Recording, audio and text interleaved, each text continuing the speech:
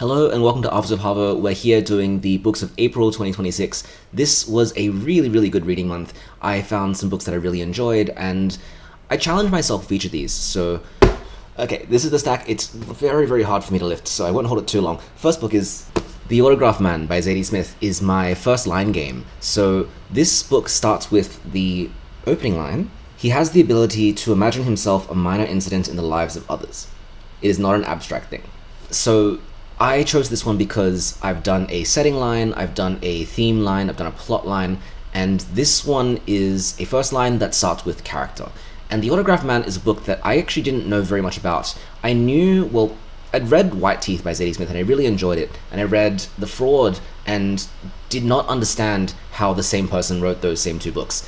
And I knew that after White Teeth, there was that very infamous review by James Wood about hysterical realism that caused Smith to change her writing style. And so The Autograph Man is the book that came immediately after White Teeth, a few years after that. It's interesting. It does kind of bridge the styles between White Teeth's very energetic and self-referential kind of journey through pop culture and history and the slightly more reserved questioning of truth that I saw in The Fraud. The Autograph Man is about Alex Lee Tandem, who is a Chinese Jewish man in London. He is a collector of autographs and he buys and resells them, which is this very niche market that I don't know very much about, so I can kind of believe that this book works the way it does. I kept on thinking about it in a very similar way to trading cards, like reselling Pokemon cards. That's how I saw Alex in his work. He's got two friends who are also Jewish. One is a son of a rabbi, and another is a black Jewish person. And so this novel, for most of its duration, is about Jewishness and about what makes a person Jewish and what qualities are particularly Jewish and what qualities particularly Goyim. It goes to the kind of hair's breadth of choosing particular phrases, particular words and behaviors as signifiers of Jewishness or signifiers of being Goyim. And it's interesting to see that in action, because Zadie Smith is not a Jewish author, and looking at the way that authors will write from the perspective, or this isn't first person, like the world of a character from a different cultural, religious, racial background as themselves, I thought that White Teeth was interesting in its portrayal of Muslim British people especially, and now this novel is this novel portraying Jewish British people. It's going to be hard for me to not say American. It gets really deep in the weeds, and I can feel there's a lot of research and conversation that's gone into it. It does function to me as a kind of cultural observation, and in order to do that, the pacing of this novel is very slow. The first 100 or more pages is establishing character, establishing this person, and we don't really get a sense of what this book will be about until about midway through, where it becomes this quest in order to find the autograph of a very famous American, or like a fictionalized famous niche American actor.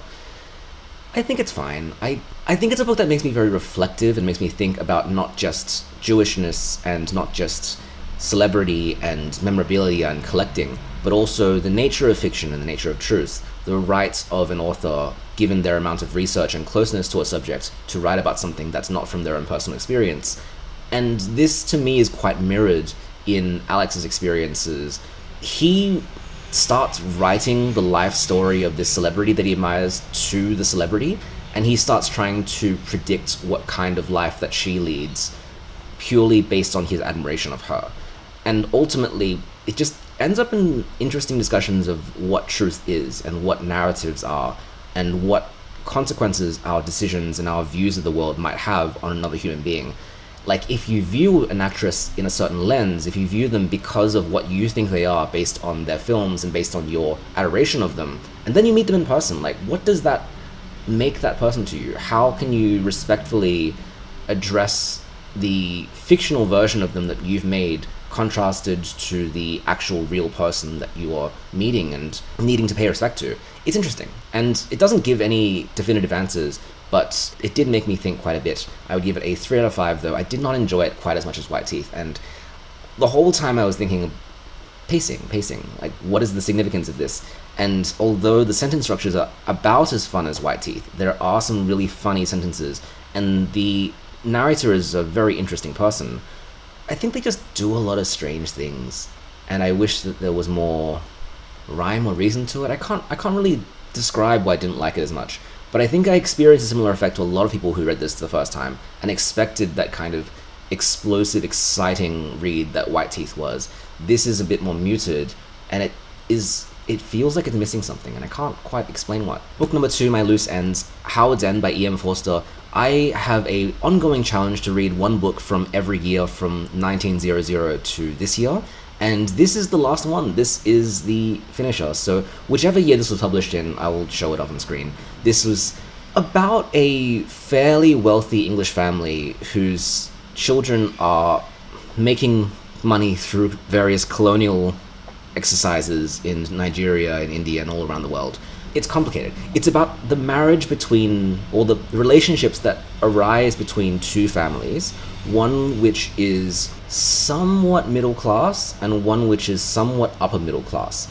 And it's ruminating on the nature of wealth and landed gentry and aristocracy in England, which isn't fun. Like, I quite like E.M. Forster because he writes about human relationships and families and domestic issues in a way that's quite light and in a way that I think explores the humanity of people really well.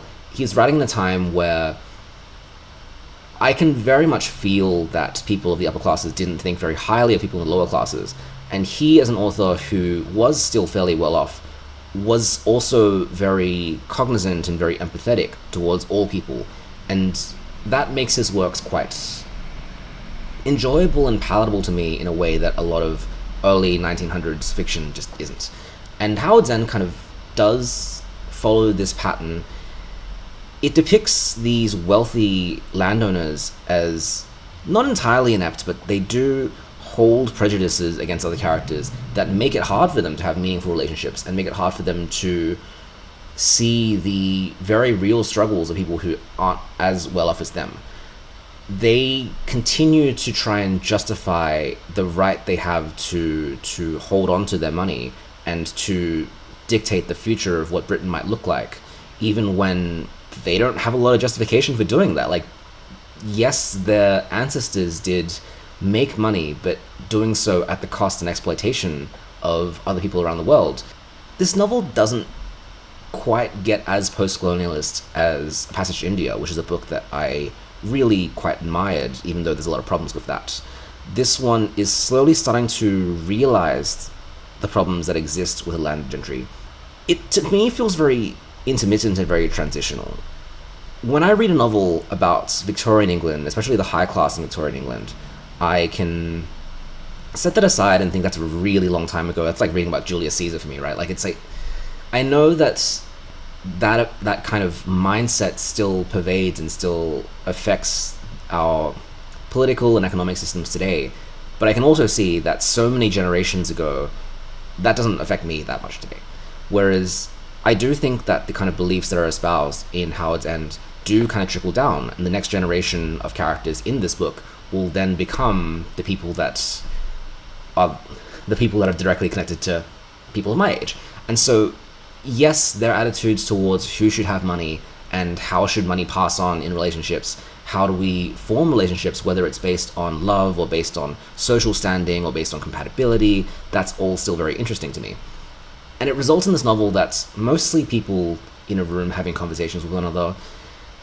Whilst the topics of those conversations are really interesting, and whilst it's very interesting to think about, I often found myself getting distracted because I wanted to hypothesize about what these characters were talking about more. And I didn't fully agree with any individual one of them, and I didn't latch onto them and identify with any of them, which I think is also kind of the point of the book, is that it's very anthropological.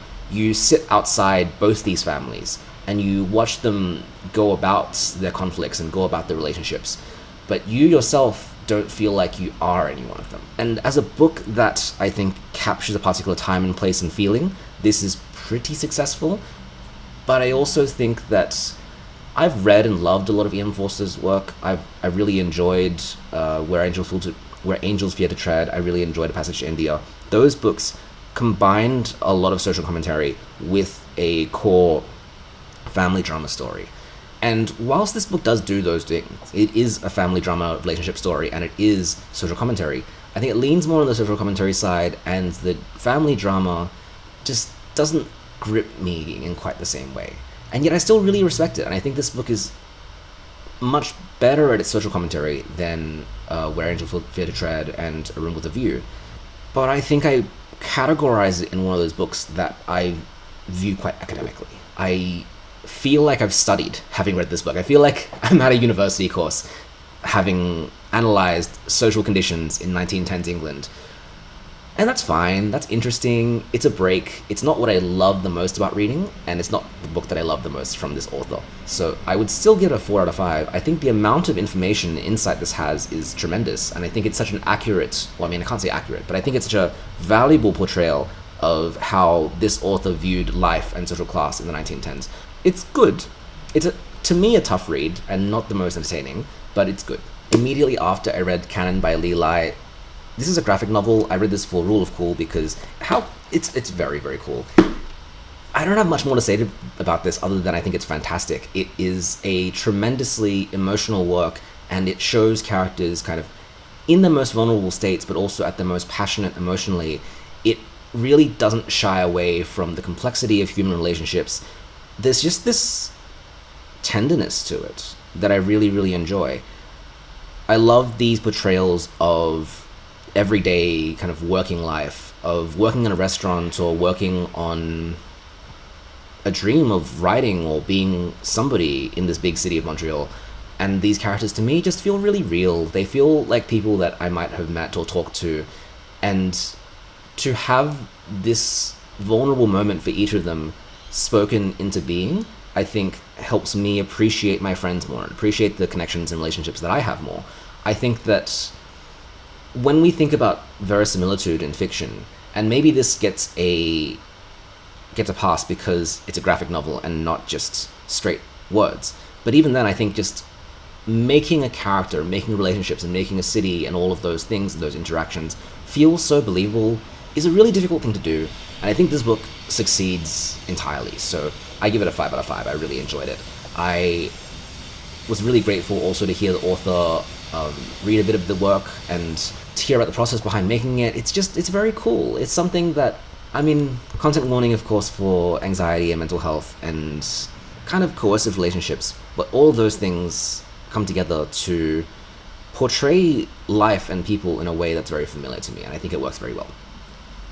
For a book with love in the title, Love's Labour's Lost is a Shakespearean play that I didn't know anything about going into it, and I've never heard of anyone doing a production or a performance of it. I've never seen an adaptation of it. It's not even a play that has been adapted into a kind of teen drama film like The Taming of the Shrew or like Twelfth Night or any of those things. Love's Labour's Lost is a very silly play, and it's a very poetic play. It's written almost entirely in verse. All the characters rhyme basically the whole way through. Characters give big, long speeches about the nature of love and the nature of academic pursuit, and it's all very interesting to kind of analyze.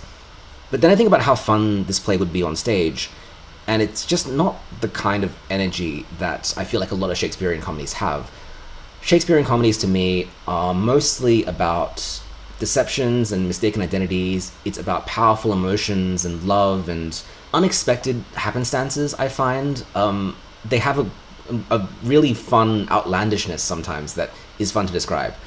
And Love's Labour's Lost, because of the way it's written, because of, from what I understand, the audience it was written for and the intention of it, it's much more rooted in the wordplay than it is in the situation. The wordplay is probably very intelligent, but I'm not smart enough to understand it all. It's Renaissance English mixed with French, mixed with Latin. And to the extent that I understand Renaissance English and Latin, there are a few bits that I thought, oh yeah, I get that, and I could chuckle maybe. But even if I was watching this performed on stage, I feel like there would need to be explainers, there would need to be like subtitles to explain why something is funny. And that feeling is just not the same as watching chaos unfold on stage. This is a play that could be interesting to study. It could be a play that does say a lot about romance. Actually, I should explain what the plot is. So we have a kingdom in Navarre, which I believe is a region of France. We have the prince or the duke or the king, I can't remember which one now. I'm going to say the king. and 3 members of the court take a vow of celibacy in order to focus on their academic pursuits. And they give this big speech at the very beginning saying, we are going to cast off worldly distractions because we believe in something far greater. And exactly as they do that, a princess from a nearby region and her friends all rock up, and everyone falls madly in love. And so we have this conflict between people who, men who at first shun the idea of emotions and love and romantic desire, and then feel themselves drawn to it anyway.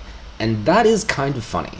That is silly, the extent to which these men, which the play really wants us to laugh at and make fun of. They're so pompous and rest on their idea of intelligence and wisdom, and yet they're so completely beholden to their emotions.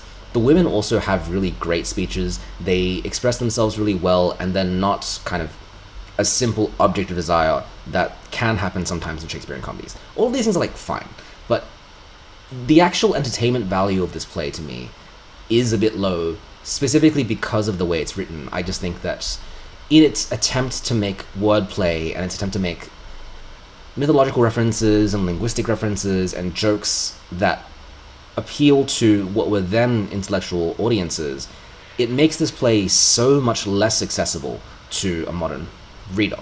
And I would give it probably a 3 out of 5. I think you wouldn't read this unless you were a big Shakespeare fan. And you'd have to be a big Shakespeare fan to then do the prerequisite research to get all these jokes.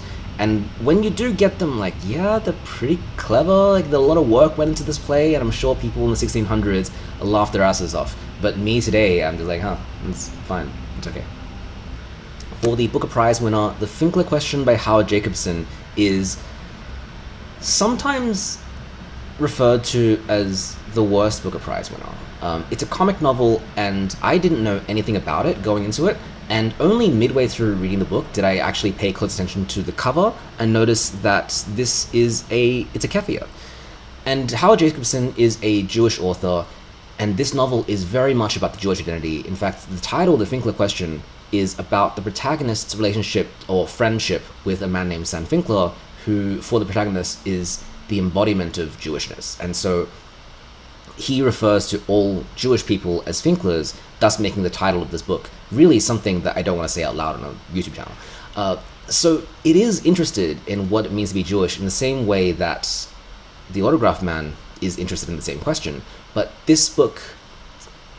So the premise is that...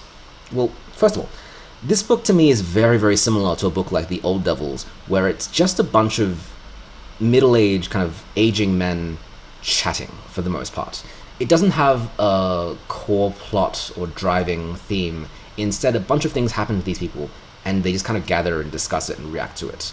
But the inciting incident, and what I thought would be the main plot point, is that at the very beginning, our narrator, Julian Treslov, he is not a Jewish man, but he is mugged by this woman, and it becomes this inciting, very, emasculating situation for him, where he feels that he's lost power and he's lost identity and he's lost masculinity, but because he thinks it's possible that the woman who mugged him called him a Jew, he interprets this as an anti-Semitic attack, despite the fact that he's not Jewish. And so this triggers this belief in him that maybe actually he is Jewish, but what does it mean to be Jewish?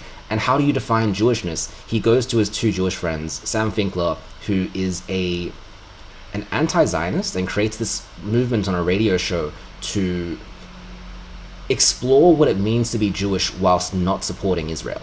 And an older man named Libor, who has his own interpretations of what Israel means and what Jewishness means, and also about relationships. So this book is also very, very, very much about dysfunctional sexual relationships between its characters.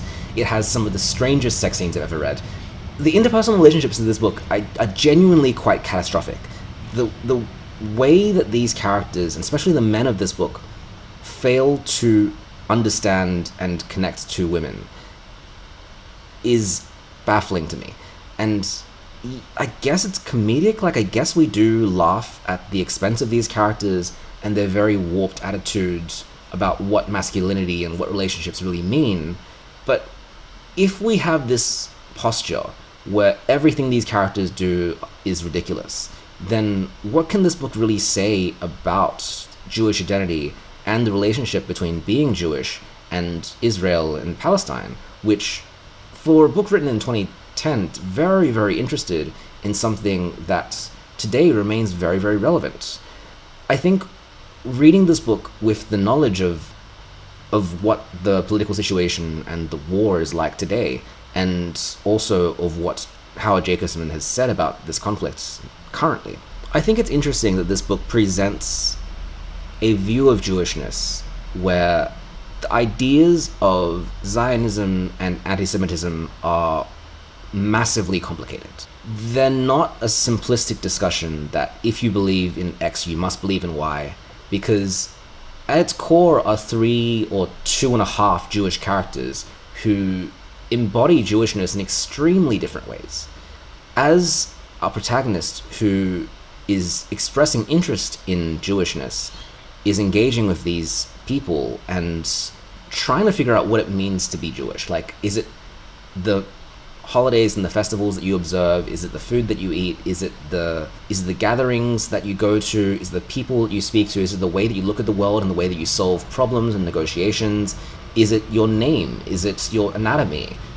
Or is it your attitude towards Israel? That's really complicated, and it's a question that makes me realize that, I guess with all major religions, there isn't a single authoritative voice that says, here is what we all believe. Like, you can't very easily say for all Jewish people, they all must believe in X and Y. Or, I mean, there is, but there's a debate.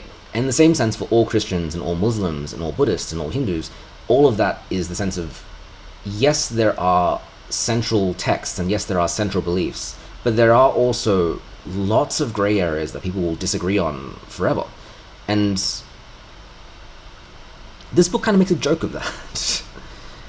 And I think it hampers my enjoyment of it, because in the effort to make that joke, it shies away from actually making a broader definitive statement about very much of Judaism in general. I think that this book is very poignant and kind of sober in its representations of anti-Semitic attacks and how anti-Semitism is interpreted across a wider Jewish community, in contrast with the actual targets of that direct attack. But it's also so vague about it all, and it's also so absent of much discussion of specifically Palestinian people. I feel like a lot of the discussions about Palestine are specifically about Jewish identity and what Jewish people are doing, and is this a atrocity that is reflecting a certain way for Jewish people, and will all Jewish people be implicated in the actions of Israel and the IDF?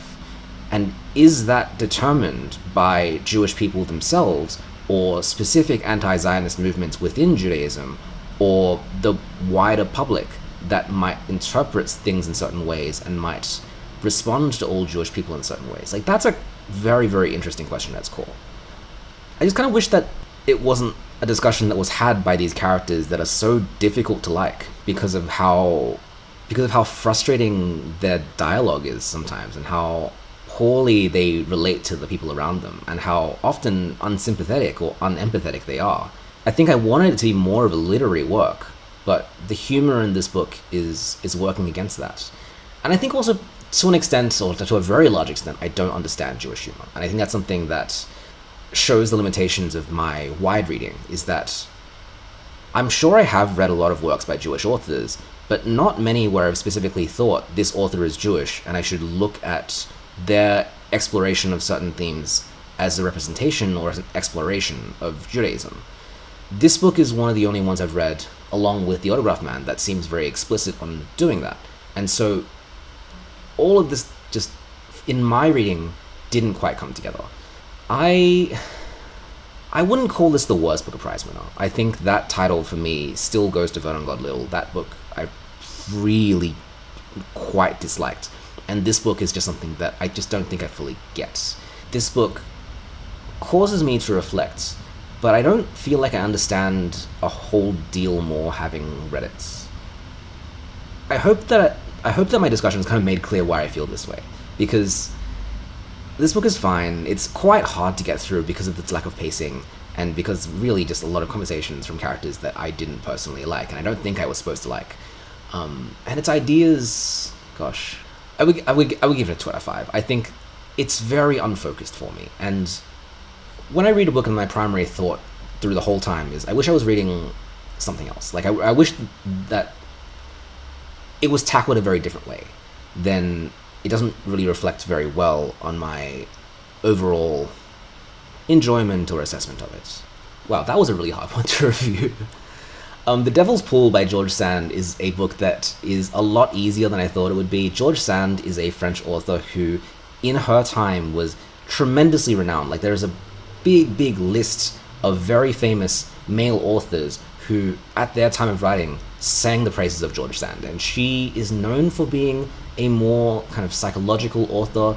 The Devil's Pool, to me, is not that psychological. The Devil's Pool is very straightforward in its representation of relationships and the sacrifices that an individual will make in order to make love work. It's fine. I think about the, I know this is set in France, but I think about the 1800s romance plot that was so common to Victorian novels, and I see this book as sort of falling into that same pattern, where we have our protagonist and we're just thinking, well, who are they going to fall in love with? Who are they going to choose? And what does their choice mean for the author's view of society and the way that's organized, and their own values and morality? So our protagonist is a widower who hears of a eligible woman that's a few regions away. I think he lives in quite a regional area. And so he decides to take this journey to go and meet her, traveling across this mysterious wilderness area, which is where the title of the novel, The Devil's Pool, comes from. So he's journeying there with this young woman, Marie, who's also going there to find work. Marie is of a lower social standing and is not really of a class that would match well with the protagonist. Eventually, these two, of course, fall in love, and it's a very short novel. It's only about 30,000 words, and there's not a lot of impediment to it. Like, there's only really one twist, and that twist is done pretty well. I do enjoy the way that these characters have to challenge their own ingrained attitudes and assumptions, and this is not really a book that upholds what I would expect 1800s societal, cultural, romantic attitudes to be. It feels kind of progressive, even though it's written so long ago. Would I have enjoyed reading a contemporary romance? Probably. And would I have gained more from a longer novel from this era? Probably as well. I would like to read more George Sand in the future. I think this is probably the introductory one, but it's also the one which I think is one of the most well-known. I enjoyed it. I think that the conversations that happen in this book were really fun, the characters are well realized, and it's a lot more accessible than I thought it was going to be as well. It reminds me a little bit of Daisy Miller by Henry James, and that's just a very, very short romance book. But I think The Devil's Pool is surprisingly quite hopeful. It's very heartening, and for that, I give it a 4 out of 5. I would recommend it. I think for people that are getting more into 1800s literature, this is one that just works pretty well.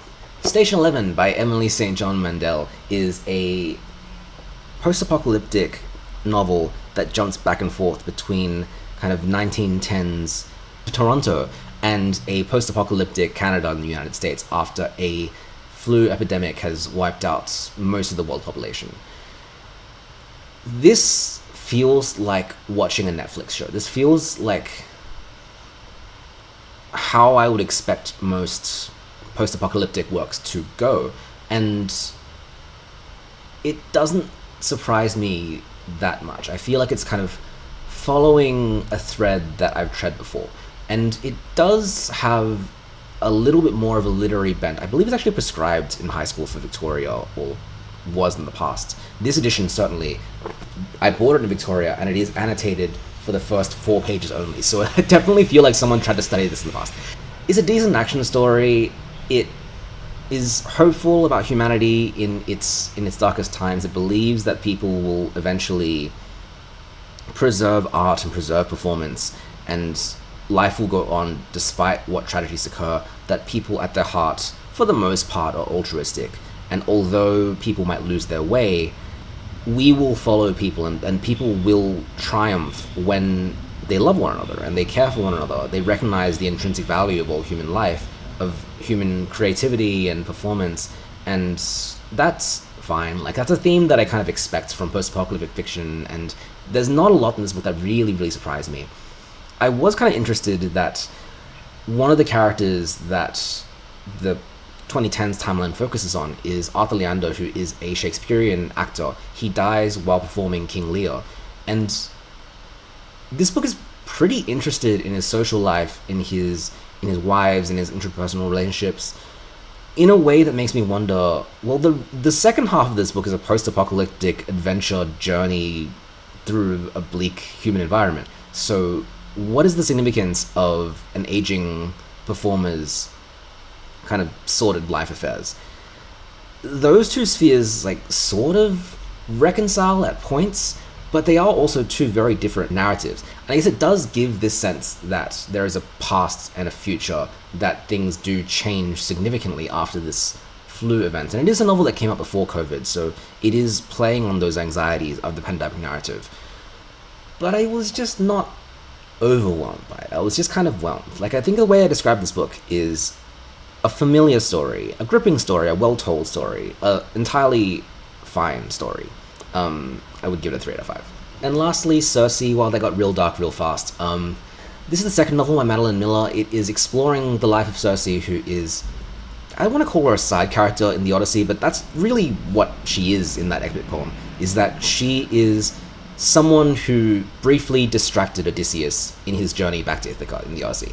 Circe is, in this novel, a witch who is descended from the Titans. She develops this ability to transmorph things through herbalism and witchcraft, which they use the Greek word pharmakoios, which is really cool. Like, it's where we get pharmacy from.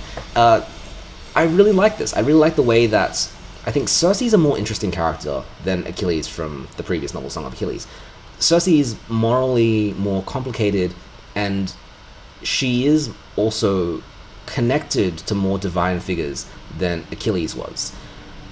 Achilles' story is also just a bit more well-known, and so while I was reading that novel, I was kind of expecting the major beats, and I thought that the Song of Achilles did really well in making me feel emotionally for these characters when I knew what was going to happen to it. And Circe works so differently because I don't really know where a lot of this book is going. I know some things, like when I see certain names, I see Daedalus or I see Prometheus, I'm like, I kind of know what this will be about. But ultimately, what is Circe's role in this going to be? And what's her decision? How does she feel about this? Because her role in what I understand of antiquity is relegated to just one part of the Odyssey. And even then, she's not treated with the same kind of psychological depth as Odysseus or Telemachus. And so to find out that this book kind of covers as much as it does, and it explores so much of her character, and it makes her kind of very sympathetic and understandable for our modern values as well. I really did like it. I did have trouble getting into it from the very beginning because I think I don't really have a reference point for titans or gods in Greek mythology. Like, I haven't read enough and I don't know so much that everyone's kind of familiar to me, or at least I can view or perceive them. I don't know what that really looks like outside of, like, Disney's Hercules. And so I had trouble understanding the stakes of this novel when a certain god comes to visit or a certain titan does a certain thing. It's hard for me to kind of grasp what that means. And so once Circe's on the island and then exiled to it, I think that's where the novel kind of picks up for me. And that's about 100 pages in. It's a book that, to me, gets better and better and better as I read. As I start to understand who Circe is and what she can do and what she can't do, then the stakes become much more realized to me, and it results in a very good narrative payoff towards the end. I think it's really worth reading, and I think the way it engages with the myths and the way that it actually kind of reminds the reader, you actually know a lot more about Greek mythology than you think, because it is really salient in our culture. A lot of the narratives here are archetypal, and when these archetypal narratives are traced back to their source in a way that's so accessible that this novel is, it can be very pleasurable, and it can really say things about archetypal and contemporary attitudes towards men and women and relationships, but also larger ideas of obligation and parenthood and care for one another, of an individual's kind of place in the world, how they see themselves as a hero or a villain or a side character. All of that's, to me, very interesting. And I think so much of this book is done very, very well. There are moments that are very dramatic, there are moments that are very emotional. It feels very full and well-bodied, so I would give it a 4 out of 5. I like Madeline Miller. I think she's a really accomplished author. I'm looking forward to, I believe her next novel is about Persephone. Looking forward to that. All this is very cool, and of the Greek mythology or mythology retelling wave that's happened so far, I do think that she's at the forefront. She's doing really, really well. Alright, and that's my books of April. Thank you for joining. I was a bit tired this time, so don't have the energy I normally do, but I did enjoy the process of reading all of these books. I will see you next month.